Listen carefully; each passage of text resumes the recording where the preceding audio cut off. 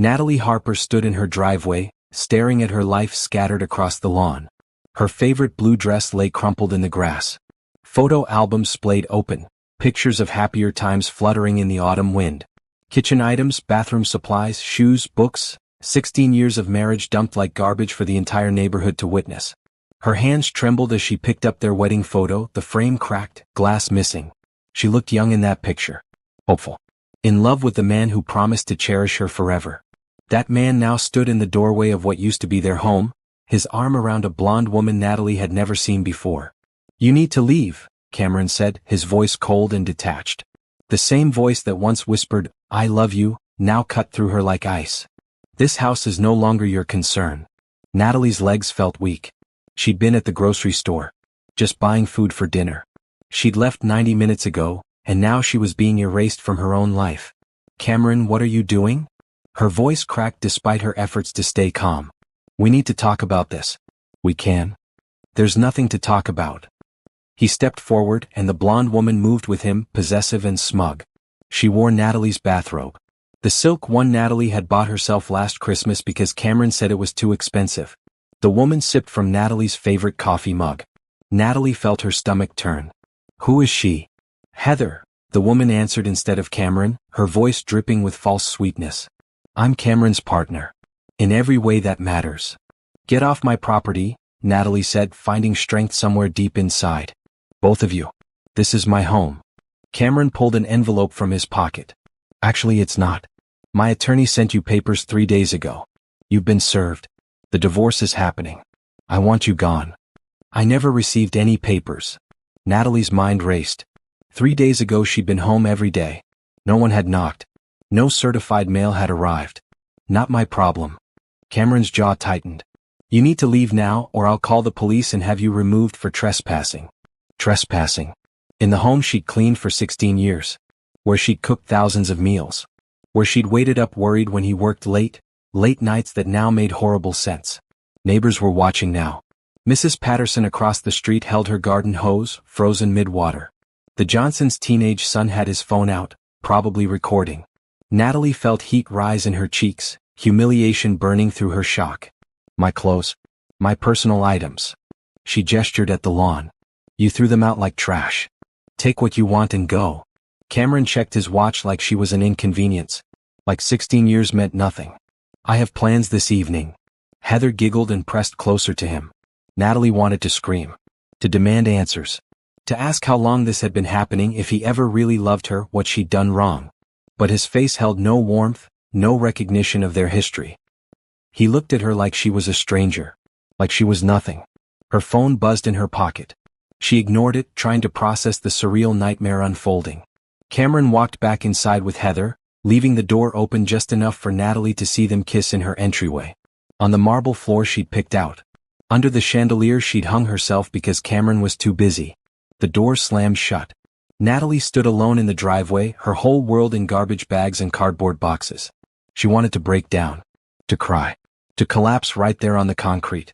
Instead, she pulled out her phone and made a call. "It's time," she said quietly when someone answered. "He just threw me out. Everything is happening exactly like we discussed." She listened for a moment, then nodded even though the person couldn't see her. "Yes, I'm safe. I'm parked down the street. 2 hours. I'll wait." Natalie began loading her belongings into her car, moving mechanically. Neighbors approached, offering help and sympathy. She smiled politely and declined. They didn't need to know what was coming. Nobody did. As she drove away from the house she'd called home for 16 years, Natalie checked her rearview mirror one last time. Cameron and Heather stood at the window watching her leave. They were probably celebrating. Probably thinking they'd won. They had no idea what Natalie had been planning for the last 6 months. They had no idea that in exactly 2 hours, their entire world would shatter. Natalie parked 3 blocks away and waited, her heart pounding but her hands steady. She'd cried all her tears months ago when she first discovered the truth. Now she felt only cold determination and the absolute certainty that justice was coming. Her phone timer counted down. 1 hour and 58 minutes remaining. Natalie sat in her car, parked in the grocery store lot with a clear view of her street. Her hands gripped the steering wheel as she watched the minutes tick by on her phone. 1 hour and 30 minutes since Cameron threw her out. Her attorney's last text message glowed on her screen. Everything is in motion. Deputies are en route. Stay where you are and stay safe. She'd worked with Preston Mills for 6 months, ever since that horrible night when she discovered the truth. Preston was expensive, sharp, and had connections throughout the legal system. When Natalie first came to his office with her evidence, he'd actually smiled. "This is solid," he'd said, reviewing her documentation. "Really solid. If you're willing to see this through, we can make sure justice is served." Natalie had been willing. Now, at exactly 2 hours after her eviction, 3 sheriff's vehicles pulled onto her street. Natalie's breath caught. She watched through binoculars as 6 deputies approached the house. Her house. Cameron's house. Soon to be nobody's house if the asset seizure went through properly. The lead deputy knocked firmly. Natalie could see Cameron open the door, confusion on his face. Then anger. He gestured wildly, probably demanding to know what was happening. The deputy handed him papers. Lots of papers. Cameron's face went from red to white in seconds. Natalie's phone rang. Preston's name flashed on the screen. "They're serving him now," Preston said. "Asset freeze, restraining order, and fraud charges. The DA's office is hitting him with everything we documented." "What about Heather?" Natalie asked, her voice steadier than she felt. "She's being served separately. Deputies are at her apartment right now. She's named as an accomplice in receiving stolen property." Through the binoculars, Natalie watched Cameron being handcuffed. Heather ran out of the house, screaming something at the deputies. Another officer caught her arm, speaking firmly. She collapsed on the lawn, crying dramatically. "They're arresting him," Natalie whispered. "Yes. The evidence you gathered was enough for probable cause. He'll be processed and arraigned." "Natalie, you did this. You built this case." She had. God help her, she had. 6 months ago, Natalie had come home early from visiting her sister.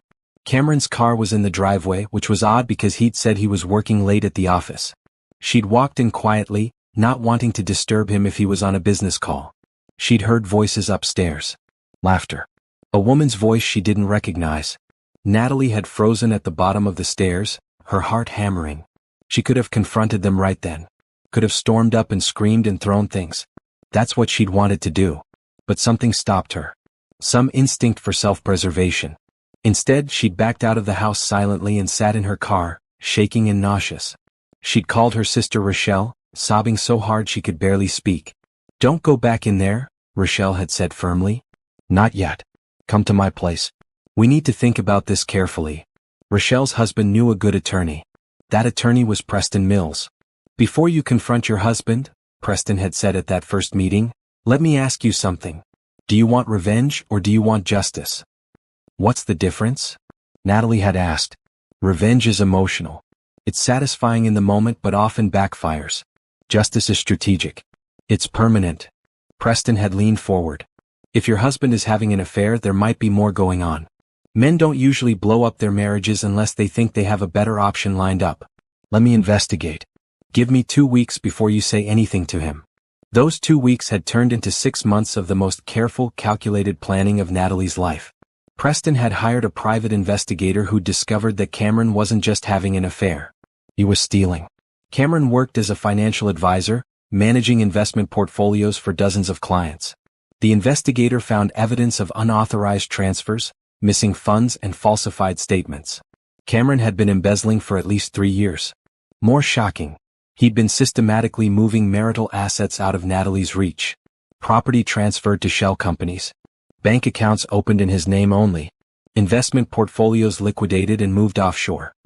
"He's planning to divorce you penniless," Preston had explained.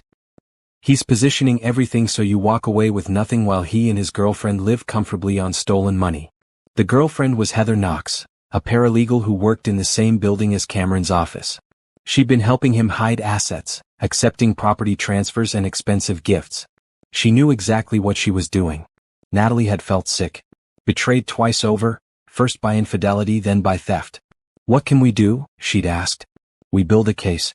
We document everything. We work with the DA's office. And when the time is right, we make sure he faces real consequences." For 6 months, Natalie had pretended everything was normal. She'd kissed Cameron goodbye each morning, knowing he was likely meeting Heather. She'd asked about his day, listening to lies.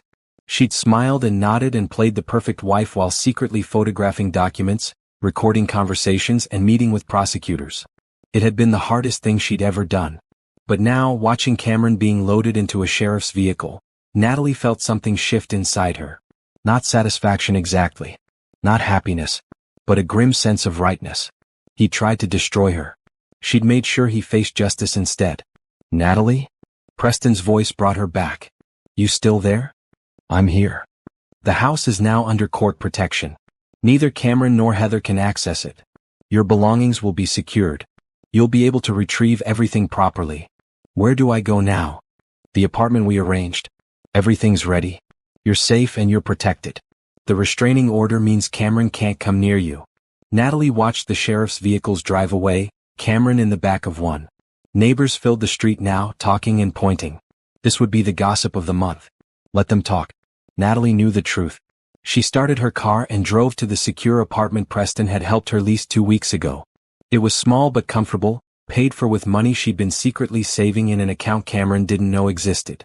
As she carried her salvaged belongings inside, Rochelle pulled up. I saw the news, her sister said, rushing to help. It's really happening. It's really happening, Natalie confirmed. They worked in silence for a while, unpacking boxes and hanging clothes. Finally, Rochelle stopped and looked at her sister. How did you keep this secret for 6 months? How did you stay calm? Natalie sat on the edge of her new bed.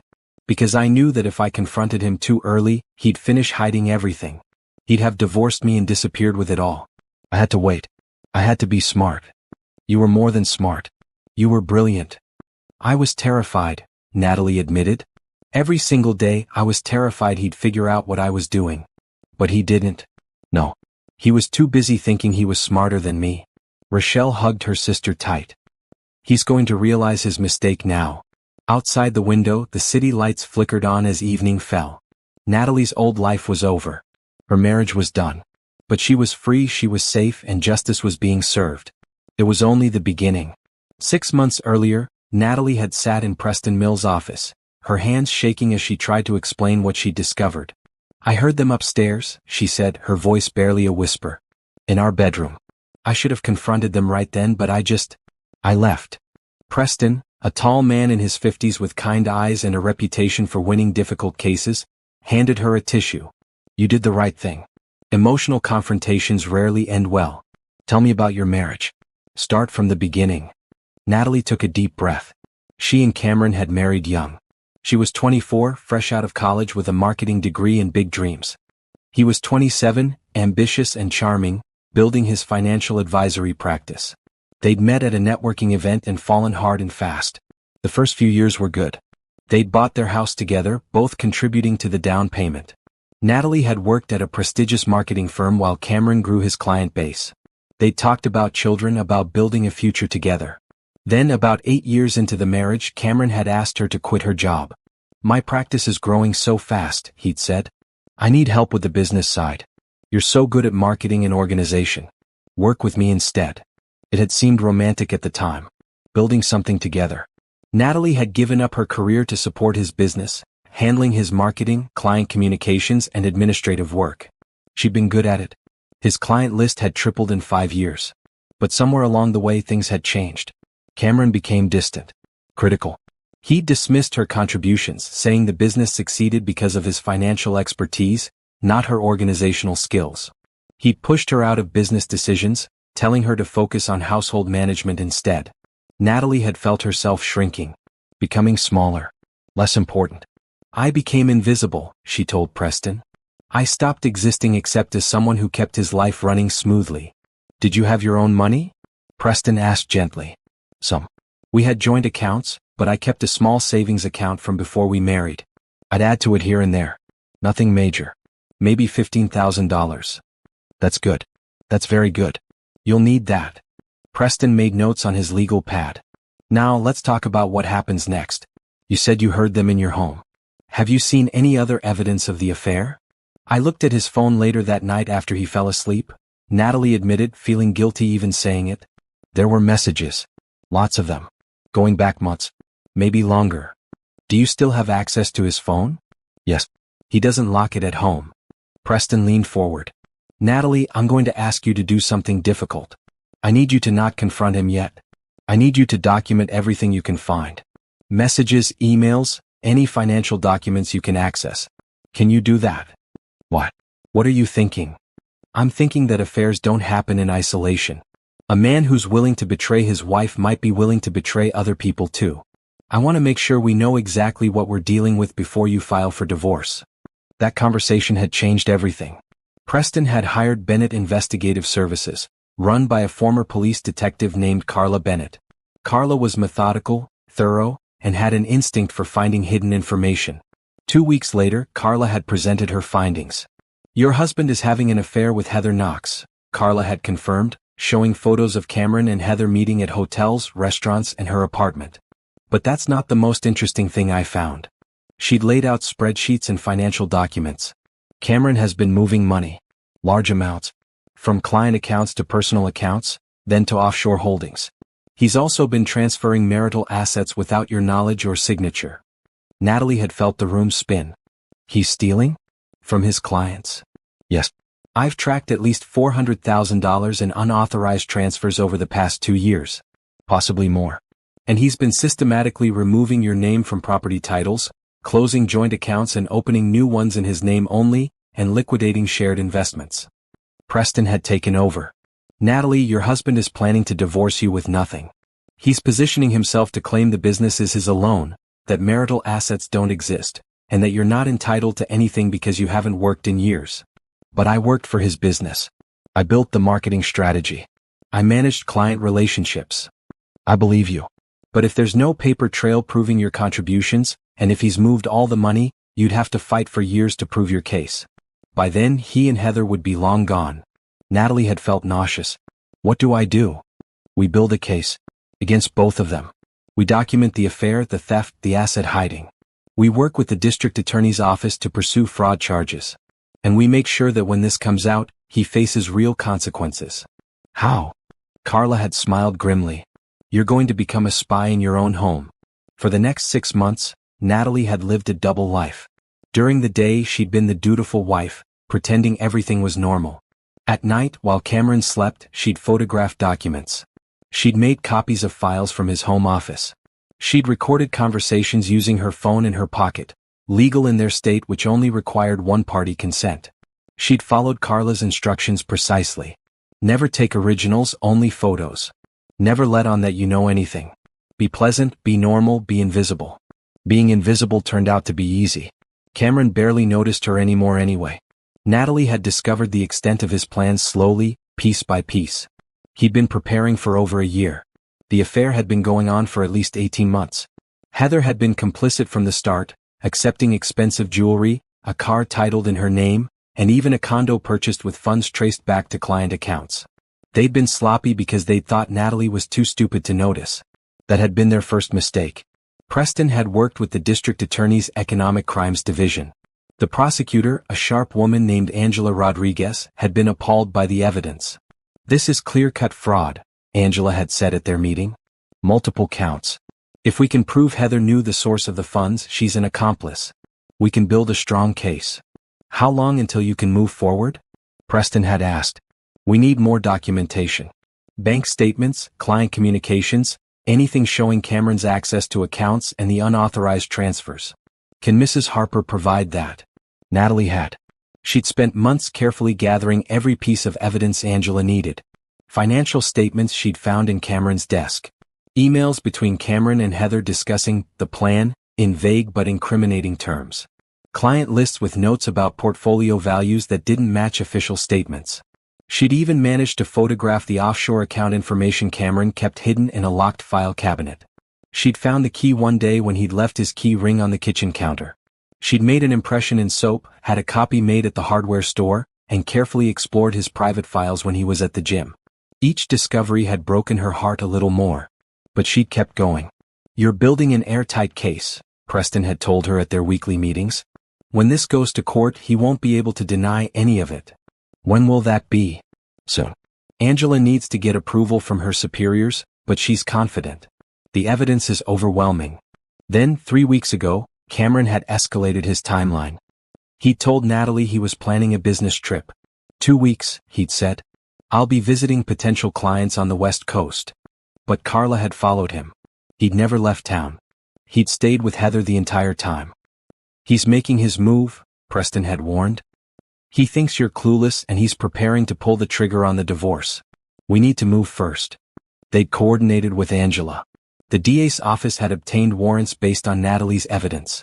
They'd prepared asset freezes, restraining orders, and arrest warrants. All they needed was the right moment. That moment came when Cameron threw Natalie out of her own home.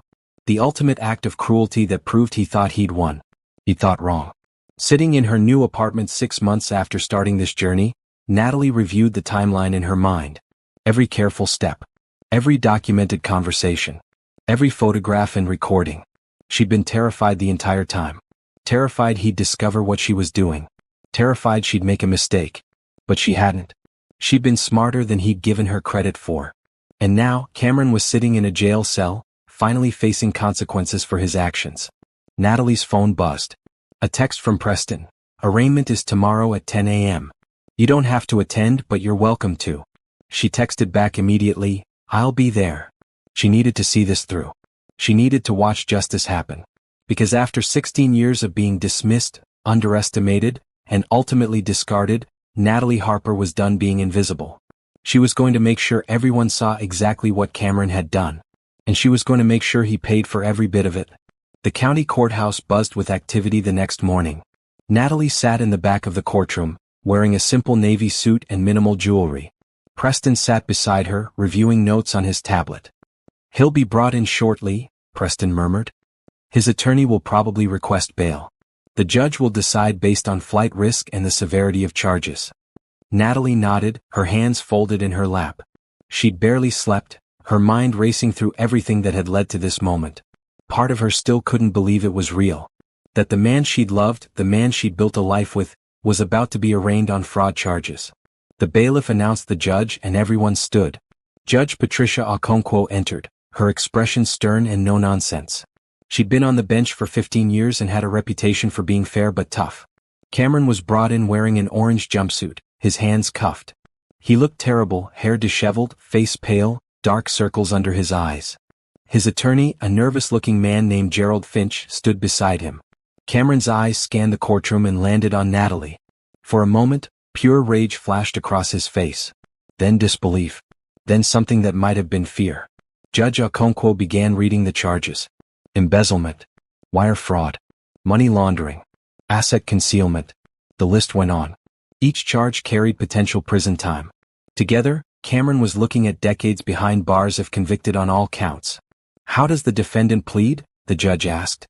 "Not guilty, Your Honor," Gerald said quickly. "My client maintains his innocence and requests bail." The prosecutor, Angela Rodriguez, stood. "Your Honor, the people request that bail be denied. The defendant has demonstrated a pattern of financial deception and has access to hidden offshore accounts. He's a significant flight risk." "My client has deep ties to the community," Gerald argued. "He's a respected business owner who defrauded his clients and is currently under investigation by the state licensing board," Angela interrupted.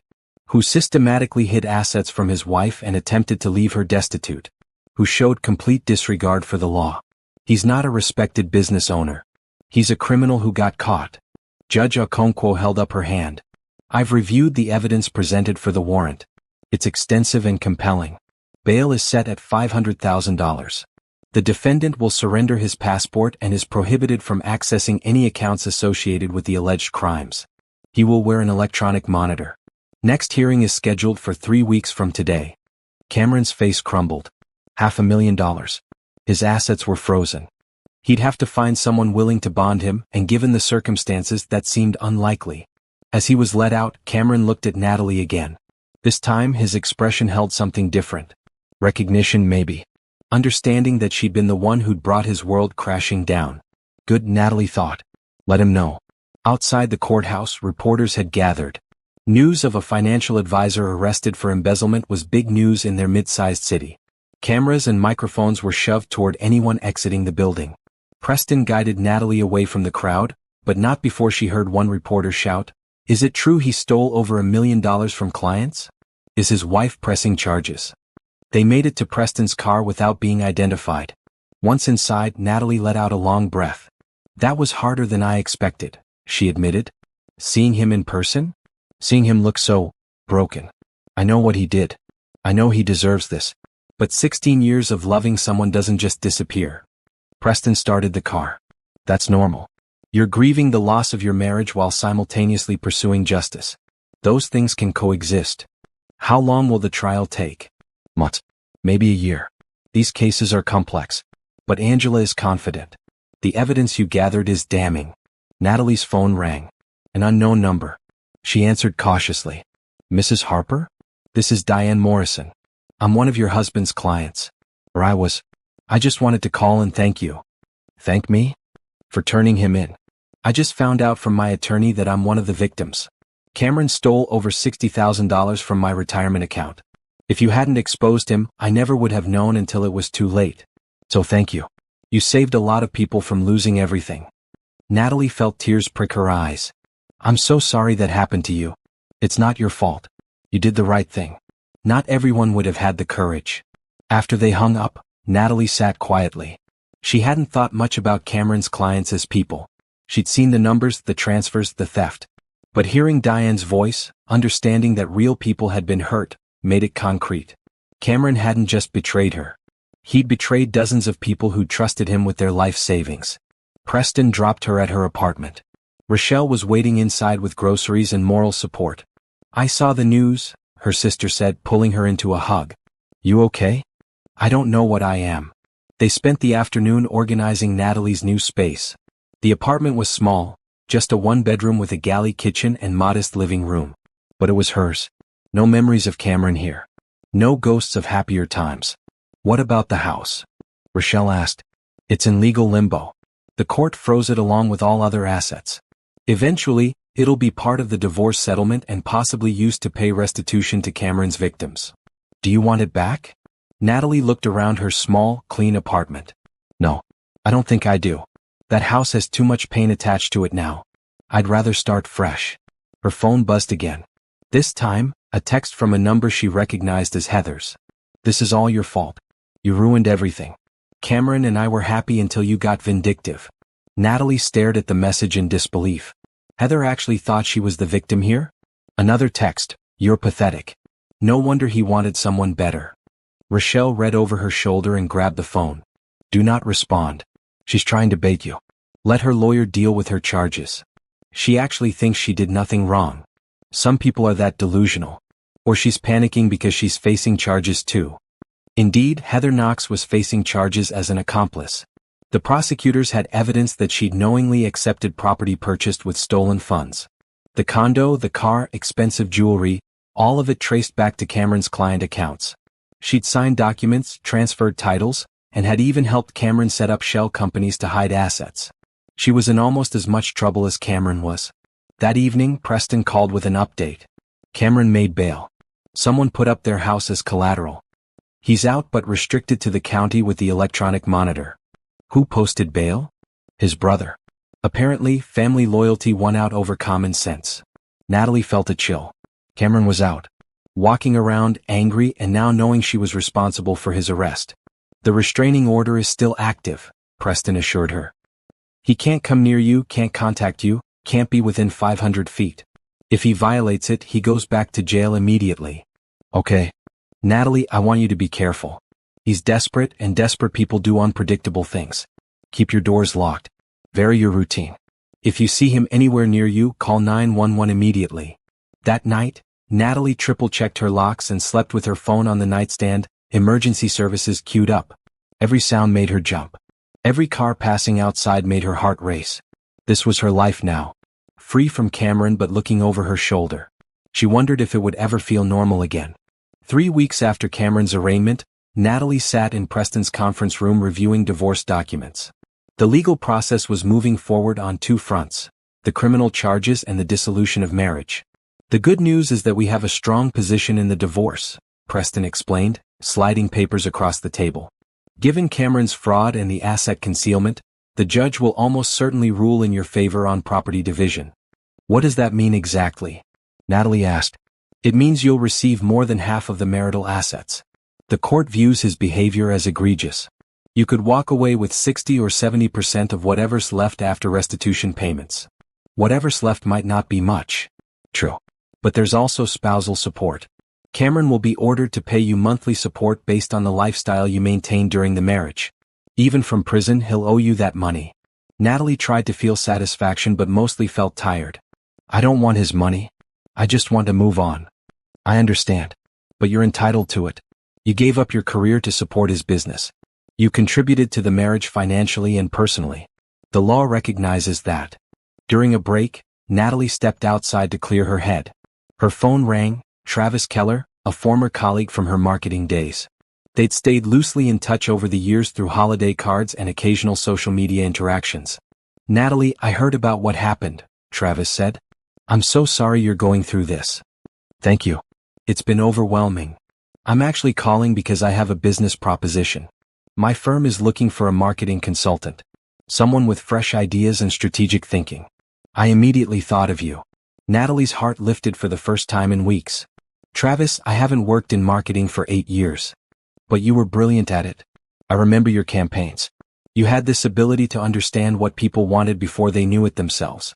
Plus, you've been running the business side of a financial advisory practice. That takes serious skill. Cameron never really valued that work. Then Cameron's an idiot. Look, it's contract work, so it's flexible. You can work from home, set your own hours. Just meet with our team, develop some campaign strategies, help us rebrand our client outreach. Think about it. After they hung up, Natalie felt something unfamiliar, hope. The idea of working again, using her brain for something creative and meaningful, was intoxicating. She'd forgotten what it felt like to be valued for her skills.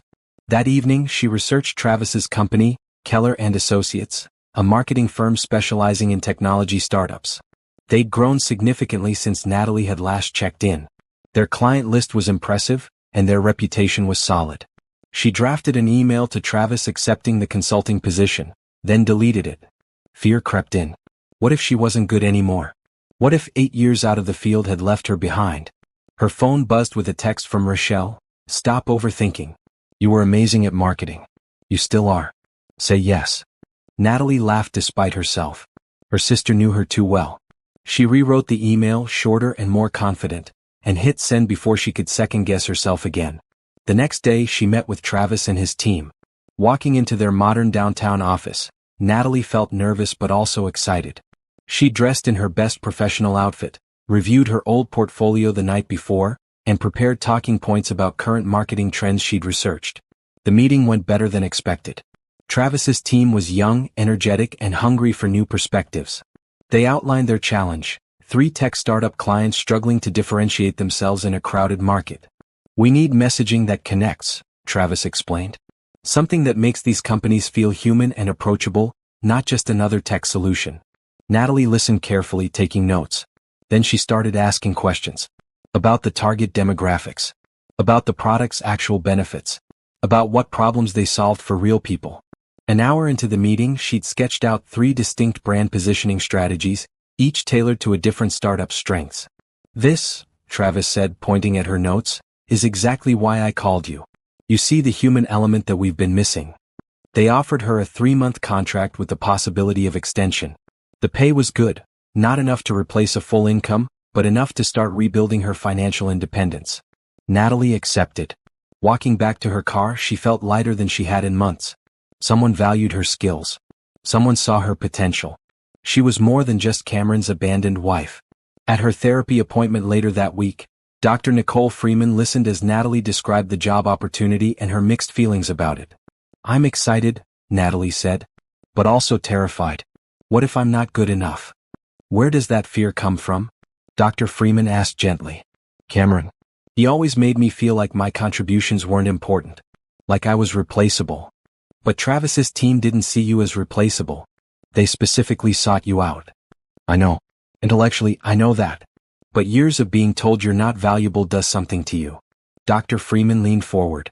Natalie, you've spent the last 6 months executing one of the most sophisticated investigations I've ever heard of. You documented fraud, coordinated with law enforcement, and built an airtight case against someone who thought he was smarter than you. Does that sound like someone who's not valuable? Put that way, it did sound impressive. Cameron underestimated you, Dr. Freeman continued. He made the mistake of thinking that because you were quiet and accommodating, you were weak. You weren't weak. You were strategic. Natalie felt tears building. I just want to feel normal again. To not be angry all the time. Anger is normal after betrayal. The question is what you do with it. You're already doing something productive. Rebuilding your career, pursuing justice, taking care of yourself. That's healthy anger. How long until I stop feeling like my life is in pieces? There's no timeline. But I can tell you that every session I see progress. You're stronger than you were a month ago. You're taking steps forward. That's what matters. That weekend, Natalie started working on the marketing strategies for Travis's clients. She set up a home office in the corner of her apartment, bought a new laptop with some of her savings, and dove into research. The work was challenging and engaging. She'd forgotten how much she enjoyed the creative problem-solving aspect of marketing. Finding the right words, the right images, the perfect way to communicate a value proposition. It was like solving a puzzle. She worked late into the night, not because she had to, but because she wanted to. Because it felt good to be productive and creative again. 2 weeks later, she presented her strategies to Travis's team. They loved them. All 3 startup clients approved the campaigns, and Travis asked her to stay on to oversee implementation. You've still got it, he said after the meeting. Actually, you're better than before. There's a depth to your work now. Maybe I learned something from running Cameron's business, Natalie said. Even if he didn't appreciate it. His loss is our gain. As Natalie drove home that evening, she realized something important. Cameron had tried to erase her, to make her believe she had no value without him. But he'd been wrong. She had value. She always had. And now, finally, she was starting to believe it herself. 4 months after Cameron's arrest, the legal proceedings kicked into high gear. Natalie attended every hearing, watching as the prosecution methodically presented their case. Angela Rodriguez was masterful in court. She walked jurors through the evidence Natalie had gathered, piece by careful piece. Bank statements showing unauthorized transfers. Emails between Cameron and Heather discussing moving the money before Natalie could find it. Client testimony about missing funds and falsified investment reports. Cameron's defense attorney, Gerald Finch, tried to argue that the transfers were legitimate business expenses or authorized transactions. But the paper trail was too clear, too damning. The defendant's own records convict him, Angela said during her closing argument.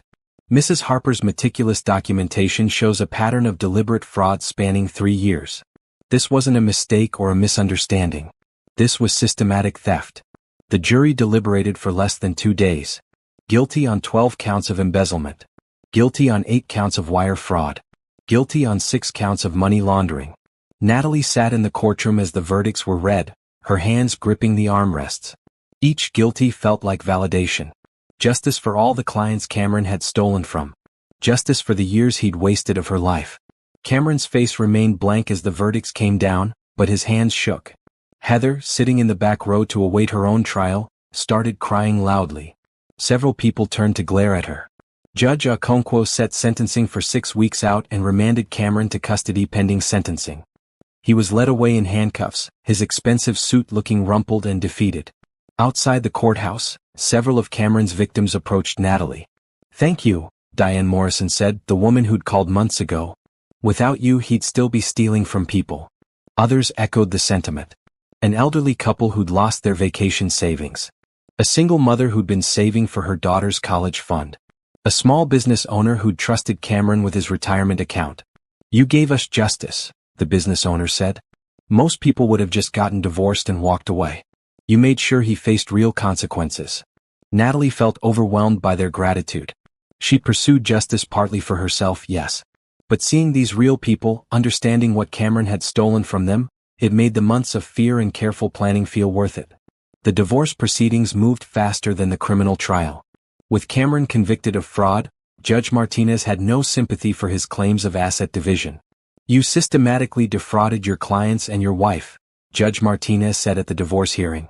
"You concealed assets, transferred property fraudulently, and attempted to leave Mrs. Harper with nothing after 16 years of marriage. The court finds your behavior unconscionable." She awarded Natalie 70% of the remaining marital assets, full ownership of her personal property, and substantial monthly spousal support for 10 years. "The defendant will also be responsible for Mrs. Harper's legal fees," the judge added.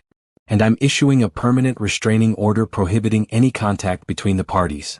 Cameron's attorney tried to argue, but the judge cut him off. "Your client made his choices. Now he lives with the consequences.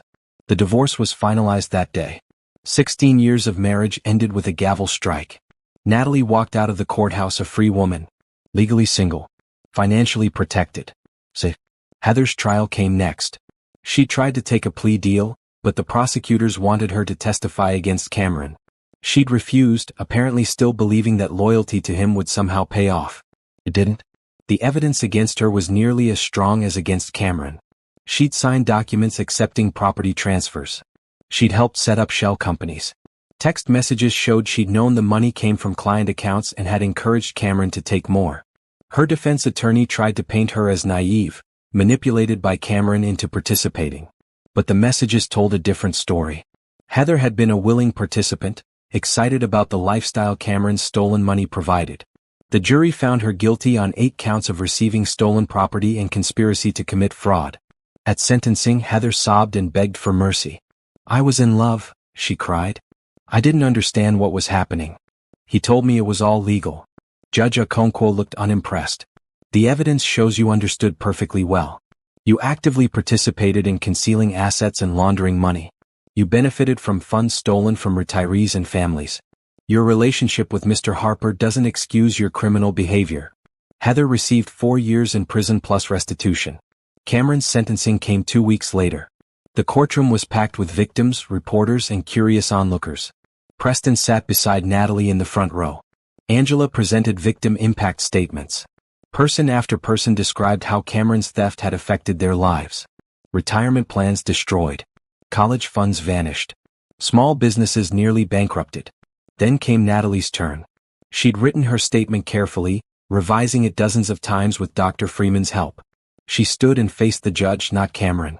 "Your Honor, I was married to the defendant for 16 years. I thought I knew him. I thought I knew what kind of person he was. I was wrong." Her voice stayed steady as she continued. "When I discovered his crimes, I had a choice. I could have confronted him privately and walked away. But I thought about all the people he was hurting. His clients who trusted him with their life savings. His family who believed in him. And I realized that staying silent would make me complicit." She finally looked at Cameron. He was staring at his hands. "I spent 6 months gathering evidence. 6 months pretending everything was normal while documenting your crimes. It was the hardest thing I've ever done. But I'm glad I did it. Not for revenge. For justice. So that you would face consequences for your actions and so that no one else would be hurt by you." She turned back to the judge. "I don't hate him, Your Honor. But I don't forgive him either. I just want him held accountable. And I want to move forward with my life knowing I did the right thing." Judge Okonkwo thanked her and called for a brief recess before sentencing. When court resumed, the judge delivered her decision. "Mr. Harper, you violated the trust of dozens of people who relied on you for their financial security. You stole from families, retirees, and small business owners. And when your crimes were about to be discovered, you attempted to abandon your wife penniless after years of her supporting your career. Your behavior demonstrates a profound lack of character and respect for the law. The court sentences you to 15 years in federal prison, to be followed by 5 years of supervised release. You will pay full restitution to all victims. Your professional licenses are permanently revoked." 15 years. Cameron would be in his 50s when he got out. His career was over. His reputation destroyed. As he was led away, Cameron looked at Natalie one last time. She met his gaze evenly, feeling nothing but relief. Outside, reporters swarmed. Preston shielded Natalie from most of them, but she agreed to give one brief statement. "I'm grateful to the prosecutors, investigators, and judge who ensured justice was served," she said calmly.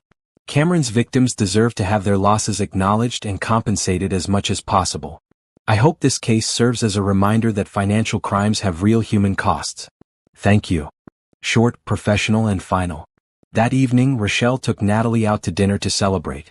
Not celebrate Cameron's imprisonment, but celebrate Natalie's strength and the end of this chapter.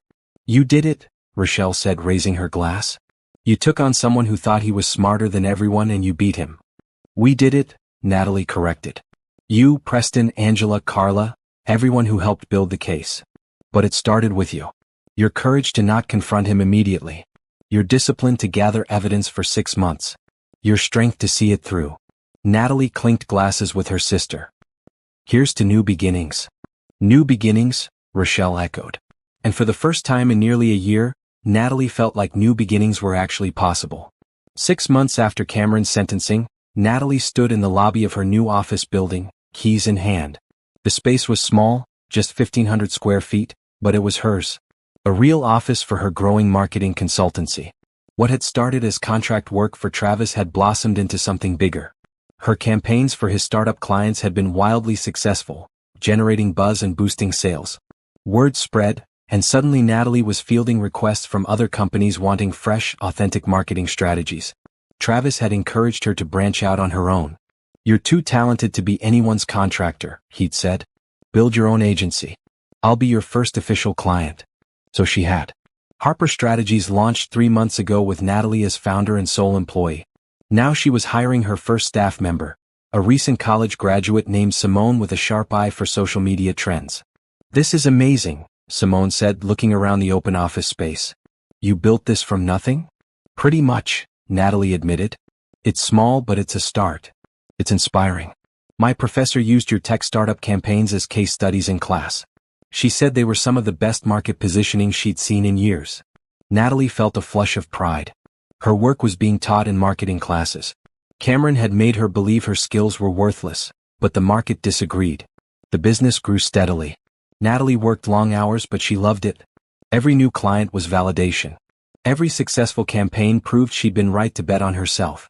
She hired 2 more employees over the next months, a graphic designer and a copywriter. The team was small but mighty, and the office buzzed with creative energy. Travis remained a friend and mentor, meeting with Natalie monthly to discuss business strategy. Their relationship was purely professional but warm. He'd been divorced himself years ago and understood the complexity of rebuilding after betrayal. "You're doing something I rarely see," he told her over coffee one afternoon. "You're not just surviving what happened. You're using it as fuel to build something better." "Some days are harder than others," Natalie admitted. "I still have moments where I doubt myself. Where I hear Cameron's voice in my head telling me I'm not good enough." "What do you do when that happens?" "I look at my client list. My team. At the office with my name on the door. And I remind myself that Cameron was wrong about me." Natalie's personal life was slower to rebuild. She joined a support group for people who'd experienced financial abuse in relationships. Hearing other stories helped her process her own experience and provided a community of people who understood. She'd also started cautiously dating. Nothing serious, mostly coffee dates and casual dinners with men she met through friends or professional connections. She wasn't ready for anything serious yet, but she was learning to trust again slowly. Dr. Freeman continued to be instrumental in her healing. Weekly therapy sessions helped Natalie untangle the damage Cameron's manipulation had done to her self-esteem and sense of worth. "You've made remarkable progress," Dr. Freeman said during one session. "A year ago you were in survival mode, executing a plan but emotionally shut down. Now you're thriving, building a business, making friends, dating. That's significant growth." "I still get angry sometimes," Natalie confessed. "I'll be having a good day and then I'll remember something he said or did, and the rage just floods back." Anger is part of grief. You're grieving the marriage you thought you had, the person you thought Cameron was. That doesn't disappear overnight. What matters is that the anger doesn't control you anymore. "It doesn't," Natalie agreed. "I'm in control now." One of the most healing experiences was mentoring other women. Through the support group, Natalie met women in similar situations, trapped in marriages with controlling or abusive partners, unsure how to escape safely. She'd share her story carefully, emphasizing the importance of documentation, legal counsel, and safety planning. Several women had told her that hearing about her strategic approach gave them hope and a roadmap. "I thought I had to choose between confronting him or just accepting it," one woman said. "Your story showed me there's a third option. Building a case. Getting justice." Natalie also volunteered with a local financial literacy program, teaching classes on protecting your assets and recognizing financial abuse. Many women didn't realize that a partner controlling all finances or hiding money was a form of abuse. "Knowledge is power," she told her students. "Understanding your rights and your finances means no one can take advantage of you." The work was fulfilling in ways her marriage never had been. She was helping people, using her painful experience to prevent others from suffering the same way. Rochelle watched her sister's transformation with pride. "You're like a different person," she said one Sunday when they met for brunch. "I feel like a different person. A better one. Cameron tried to break you. He did break me. For a while. But I put myself back together, and this version of me is stronger than the old one ever was. About a year after Cameron's sentencing, Natalie received an email from him through his prison account. The system allowed monitored communication, and Preston had advised her that she could block him if she wanted. She read the email once, her hands shaking slightly. It was an apology. Sort of. Cameron wrote about how prison had given him time to think, how he realized now what he'd done wrong, how he understood if she hated him but hoped someday she could forgive him. It was manipulative in its humility, designed to make her feel guilty for not responding. To make her think that maybe he'd changed, maybe he was sorry. Natalie deleted it without responding. She didn't owe him forgiveness. She didn't owe him closure. She'd given him 16 years of her life. That was enough. How do you feel about it? Dr. Freeman asked when Natalie mentioned the email in therapy. Indifferent mostly. I don't hate him anymore. But I don't care about his feelings either. He made his choices. I made mine. We're done. That's healthy. You've reached a place of genuine emotional distance. I think what he wanted was for me to write back, tell him I forgive him so he could feel better about himself. But his guilt isn't my responsibility. Exactly. Natalie threw herself into work and healing. Her agency landed a major client, a pharmaceutical company needing a complete brand overhaul. It was her biggest contract yet, and she assembled a team to handle the scope. The project was challenging and exhilarating. Strategy sessions lasted hours. She collaborated with talented people who respected her expertise. The final campaign won industry recognition and boosted her agency's profile significantly. Suddenly, Harper Strategies wasn't a small startup anymore. They were a legitimate player in the regional marketing scene. Natalie hired more staff and moved to a larger office space. She brought on a business manager to handle operations so she could focus on strategy and client relationships. 2 years after Cameron threw her out of her home, Natalie attended a marketing industry gala as a nominee for Entrepreneur of the Year. She wore a stunning emerald dress, her natural hair styled in elegant curls, her head held high. She didn't win, but she didn't care. Just being nominated was validation. The young woman who'd been told she was worthless without her husband was now recognized as a successful business owner in her own right. Travis attended as her plus one. They'd become close friends over the years, their relationship built on mutual respect and shared professional interests. "You should be proud," he said as they left the gala. "Look what you built." "I am proud. For the first time in my life, I'm genuinely proud of myself." "Good. You should be." As Natalie drove home that night, past the street where her old house stood, sold now to a new family, she felt a sense of peace she'd never expected to feel again. Cameron had tried to destroy her. He'd failed. She'd not only survived, she'd thrived. And that was the best revenge of all. 3 years into Cameron's 15-year sentence, the full extent of his downfall became clear.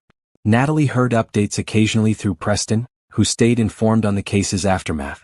Cameron had been transferred to a federal prison in another state, far from anyone he knew. His brother, who'd posted his bail years ago, had cut ties after losing his house when Cameron jumped bail restrictions briefly before trial. His parents, elderly and ashamed, had moved to Florida and changed their phone number. He was alone. The financial restitution was crushing. The court had ordered him to repay over $1.2 million to his victims.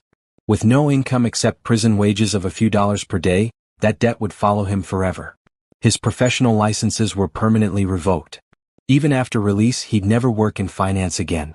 His entire identity had been built on being a successful financial advisor, and that was gone forever. Heather had served 18 months of her 4-year sentence before being released on parole.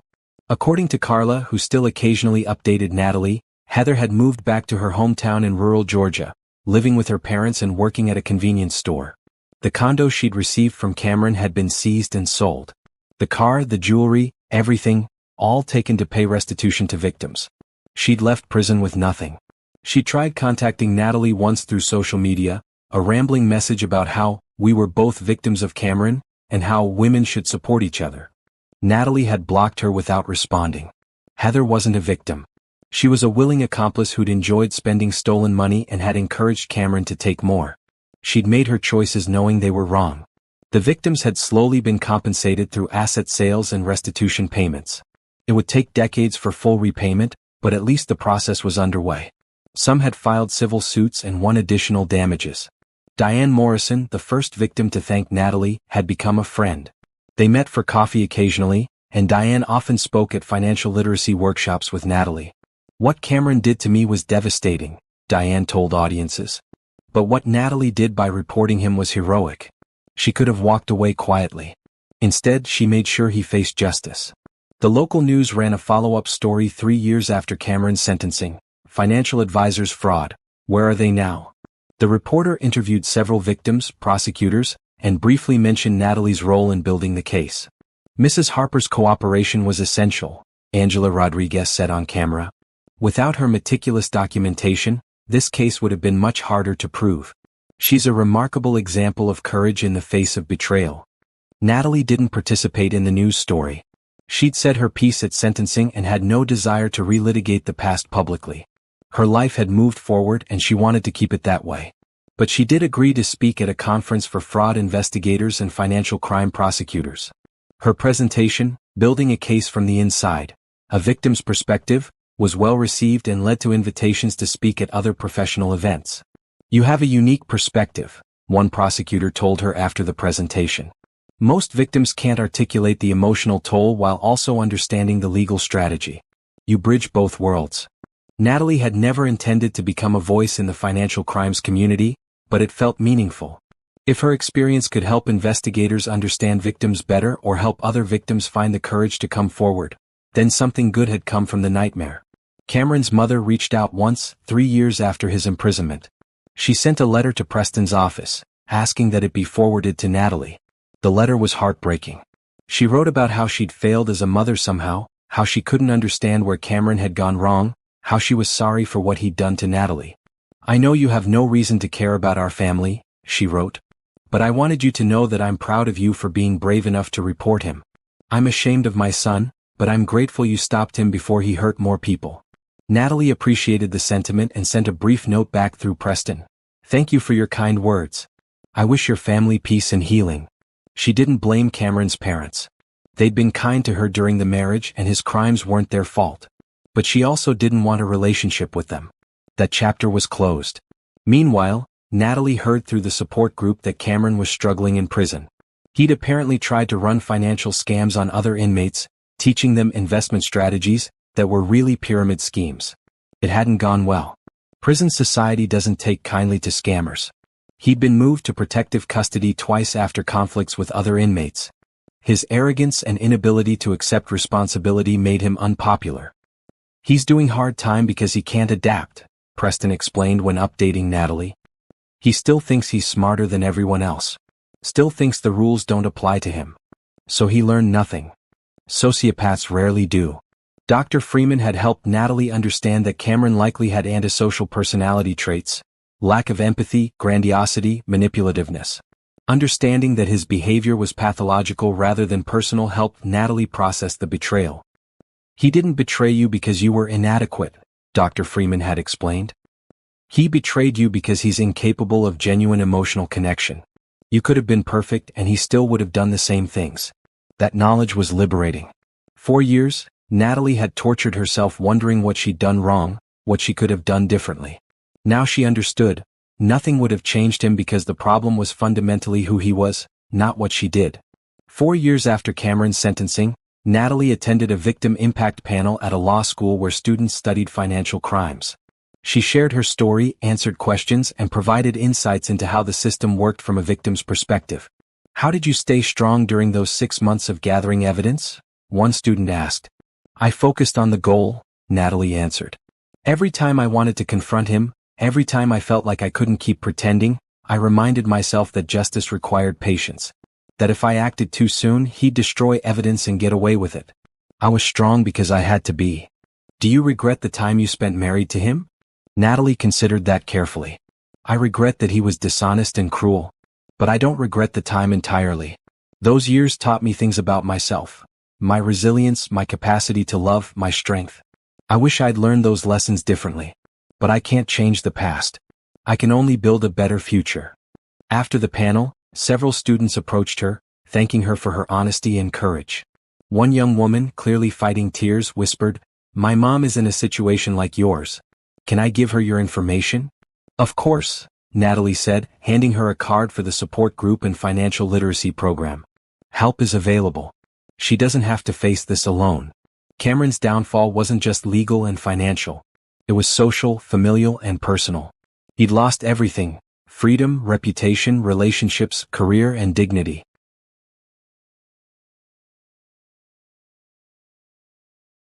Natalie didn't take pleasure in it. She wasn't cruel or vindictive. But she did feel satisfied that justice had been served, that his actions had real consequences, that his victims had been heard and validated. Some people asked if she'd ever forgive Cameron. The question irritated her. "Forgiveness isn't something I owe him," she'd say.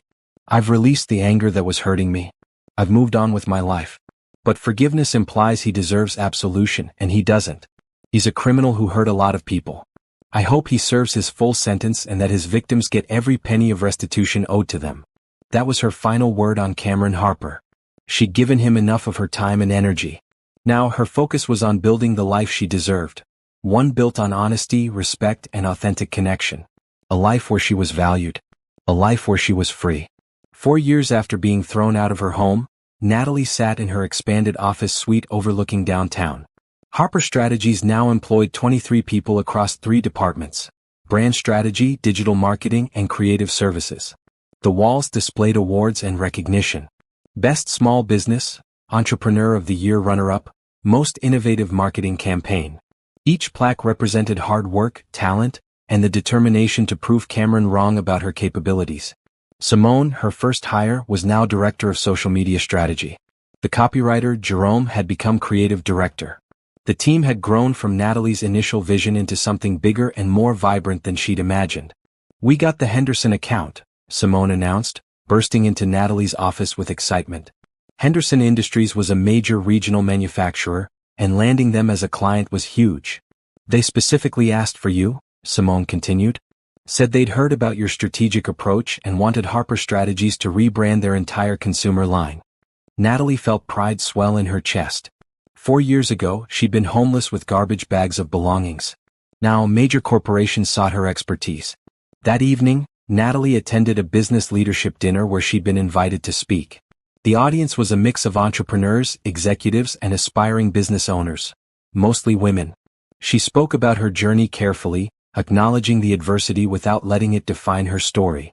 4 years ago, I lost everything I thought mattered," she said from the podium. "My marriage ended. My home was gone.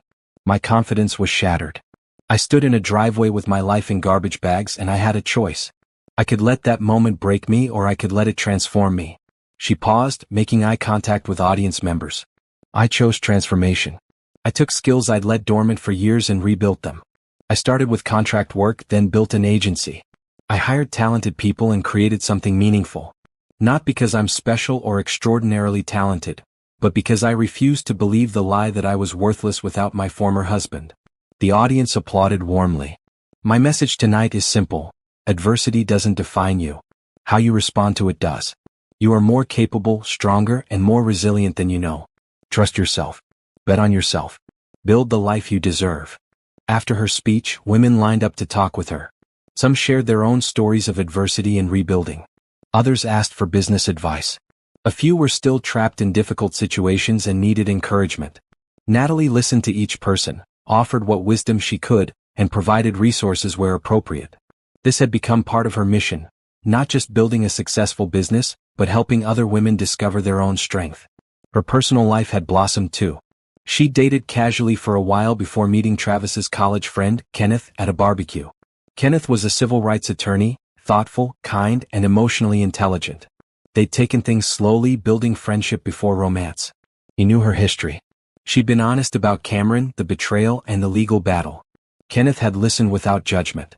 "That must have been incredibly difficult," he'd said, "but also incredibly brave. Not many people would have the strength to pursue justice the way you did." "I didn't feel brave. I felt terrified most of the time." Courage isn't the absence of fear. It's acting despite fear. You did that every day for months. They'd been dating seriously for 8 months now. Kenneth treated her with respect and care, never pressuring her, always communicating openly. It was such a contrast to Cameron's controlling behavior that sometimes Natalie had to remind herself this was normal. This was how healthy relationships functioned. "You seem happy," Dr. Freeman observed during one of their now monthly therapy sessions. "Really happy." Not just surviving or coping but genuinely thriving. I am happy, Natalie confirmed. It's strange. 4 years ago, I couldn't imagine ever feeling happy again. Now I wake up excited about my day. About my work, my friends, my life. What changed? I think I finally believe I deserve good things. For so long, Cameron convinced me that my value came from supporting him. That I wasn't enough on my own. Now I know that was a lie. I am enough. I always was. Natalie's relationship with her family had deepened too. Rochelle remained her closest confidant and biggest cheerleader. Her parents, initially shocked by the divorce and criminal trial, now beamed with pride at what she'd built. We always knew you were capable, her father said at Sunday dinner. We just wish we'd spoken up when we saw Cameron taking you for granted. We should have said something.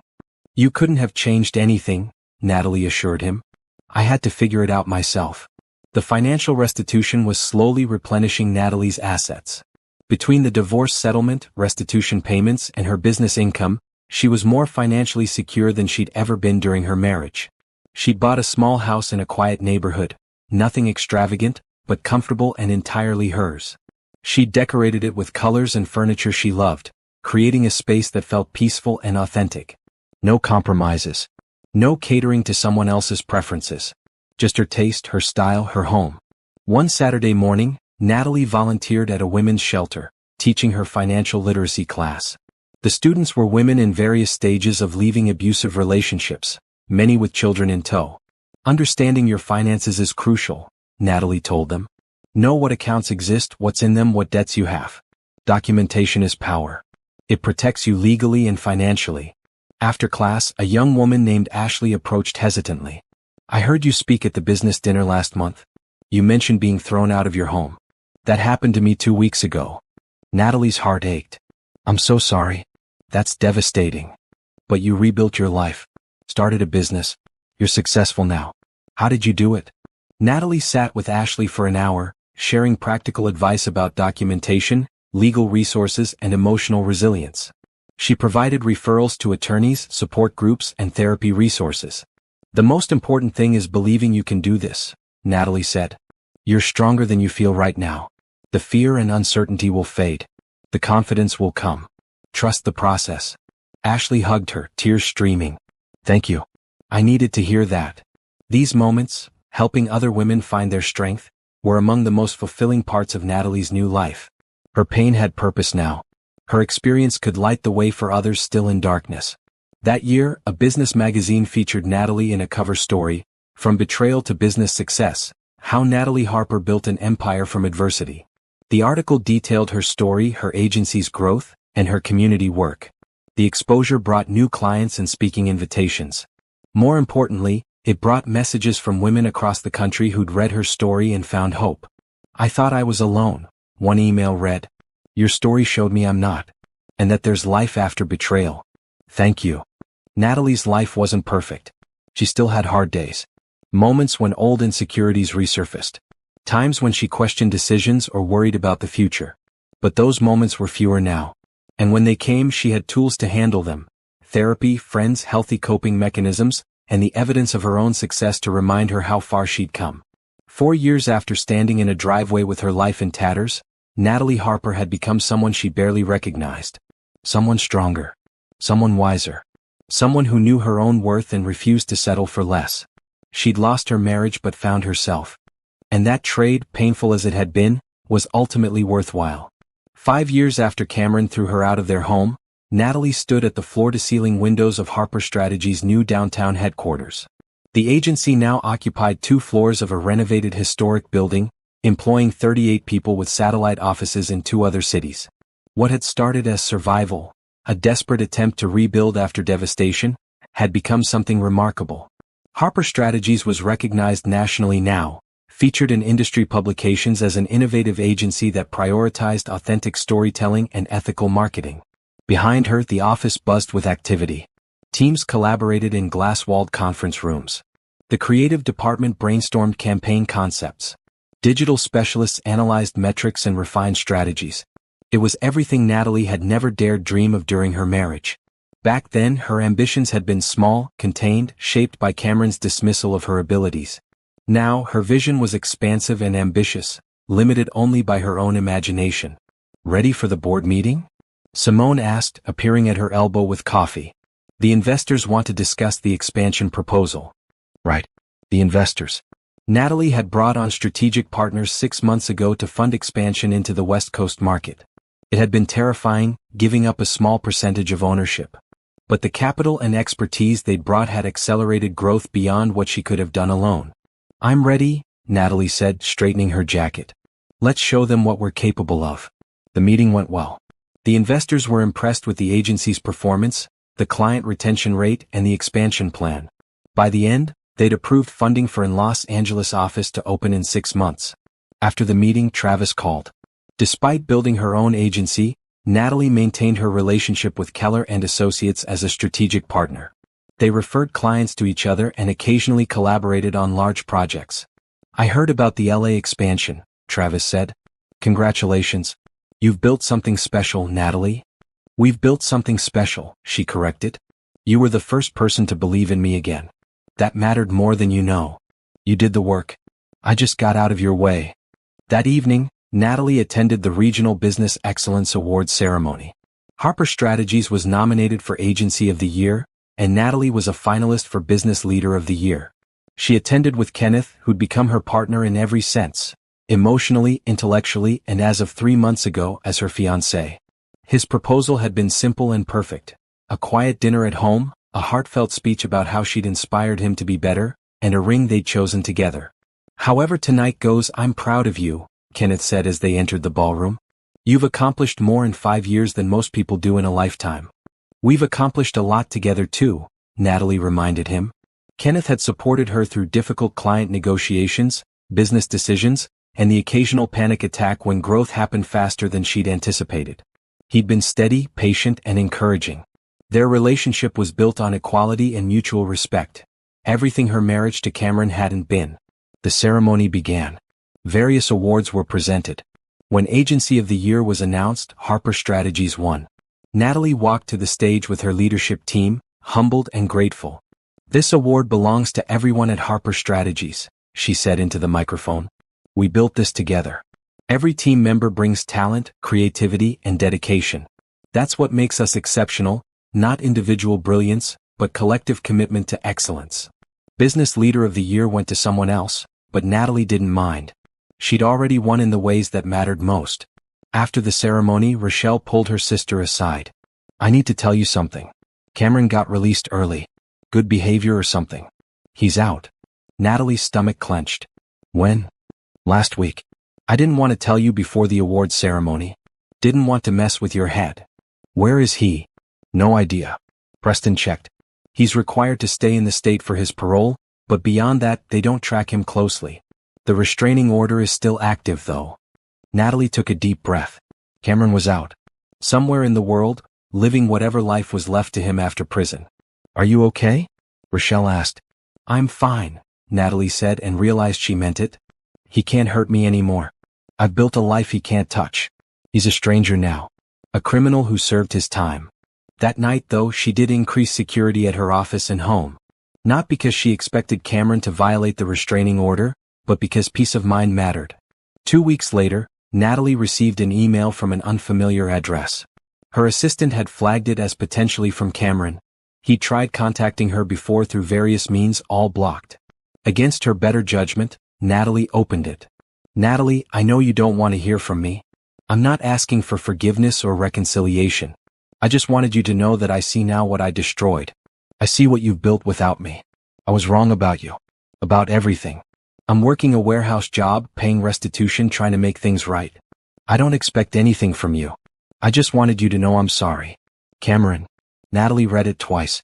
The words seemed genuine, but she'd learned not to trust Cameron's apparent sincerity. He'd manipulated her for too many years. She didn't respond. Instead, she forwarded it to Preston and Kenneth, then archived it. Cameron's remorse, if real, was his to deal with. She owed him nothing. Not forgiveness, not acknowledgement, not even her attention. Dr. Freeman helped her process the contact at their next session. How did reading his apology make you feel? Dr. Freeman asked. Mostly nothing, Natalie admitted. It was like hearing from a distant acquaintance. Someone I used to know but don't really care about anymore. That's healthy detachment. You've truly moved on. I think I have. He can't hurt me with words or absence. He's just irrelevant to my life now. 3 months after Cameron's release, Natalie learned through legal channels that he'd violated parole, minor infractions involving contact with a known felon. He'd been sent back to prison to serve out the remainder of his sentence. Natalie felt nothing when she heard. No satisfaction. No concern. Just indifference. Cameron was no longer her story. He was just a chapter in her past, one she'd learned from and moved beyond. The Los Angeles office opened in spring, led by a talented marketing executive Natalie had recruited from a major firm.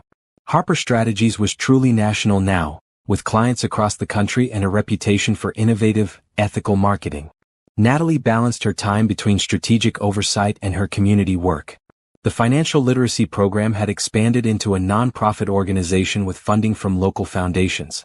They'd helped hundreds of women understand their finances and escape abusive situations. She also served on the board of a domestic violence prevention organization and spoke regularly at conferences about financial abuse, documentation strategies, and the importance of pursuing justice. You've taken your pain and transformed it into purpose, one conference organizer told her. That's extraordinary. It had to mean something, Natalie replied. The suffering had to have purpose beyond just surviving it.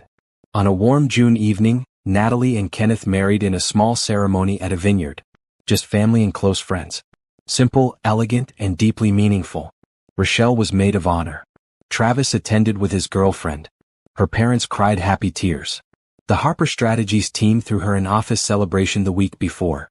It was everything her first wedding hadn't been, authentic, joyful, and based on genuine love rather than romantic fantasy. During their first dance, Kenneth whispered, "I'm so glad you bet on yourself. That you didn't give up after everything that happened." "I'm glad too," Natalie said. "I never would have become this version of myself if I'd stayed in that marriage. It's terrible that betrayal was the catalyst. But I'm grateful for who I am now." 6 months after the wedding, Business Excellence magazine featured Natalie in their Leaders to Watch issue. The article detailed her journey from devastating betrayal to business success, emphasizing her resilience, strategic thinking, and commitment to helping others. The magazine arrived on a Tuesday. Natalie flipped through it during her lunch break, still sometimes disbelieving that this was her life now. Her desk phone rang. Her assistant's voice came through, "Someone named Heather Knox is calling." "Should I?" "No," Natalie said firmly. "Block that number. She has nothing I need to hear."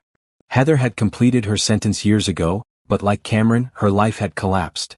According to the occasional update from Carla, Heather had struggled to find work with a criminal record. She'd reportedly tried contacting several of her former friends, looking for help, but everyone had distanced themselves. Natalie felt no pity. Heather had made choices knowing they were wrong. She'd benefited from stolen money and had shown no remorse until consequences arrived. Her situation wasn't Natalie's concern. That evening, Natalie returned to her beautiful home, the one she'd bought with her own money, decorated to her taste, shared with a partner who respected her. Kenneth was cooking dinner, music playing softly. She stood in the doorway for a moment, taking it in. The peace, the warmth, the sense of being exactly where she belonged. 5 years ago, she'd stood in a driveway, humiliated and heartbroken, her life scattered on the lawn like trash. 5 years ago, she'd thought her world was ending. She'd been wrong. That day wasn't an ending. It was a beginning. The start of discovering who she truly was beneath years of Cameron's manipulation and control. "Dinner's almost ready," Kenneth called from the kitchen. Natalie smiled and joined him, wrapping her arms around his waist as he stirred pasta sauce. "Thank you for being patient with me. For understanding that I needed time to trust again. Thank you for being brave enough to try again. I know that wasn't easy." They ate dinner on the patio, watching the sunset paint the sky in shades of purple and gold. Natalie's phone buzzed with notifications, client emails, team updates, a text from Simone about the LA office's first big contract. Her life was full, busy, meaningful. She'd lost her marriage but found herself. Lost her home but built an empire. Lost her naivety but gained wisdom. The trade had been painful. But sitting in her backyard with her husband, leading a thriving business, helping other women discover their strength, Natalie wouldn't change it. Not the betrayal. Not the investigation. Not the lonely months of pretending everything was fine while documenting crimes. Not even the humiliation of being thrown out of her home. Because all of it, every painful moment, had led her here. to this life. The strength. This version of herself who knew her worth and refused to settle for less. Cameron had tried to destroy her. Instead, he'd unknowingly pushed her to become someone stronger than she'd ever been with him. And that, Natalie thought as Kenneth reached for her hand, was the ultimate justice. Not his imprisonment or financial ruin, but her freedom, her success, her happiness. She'd won not by defeating him but by becoming herself. And that victory was complete.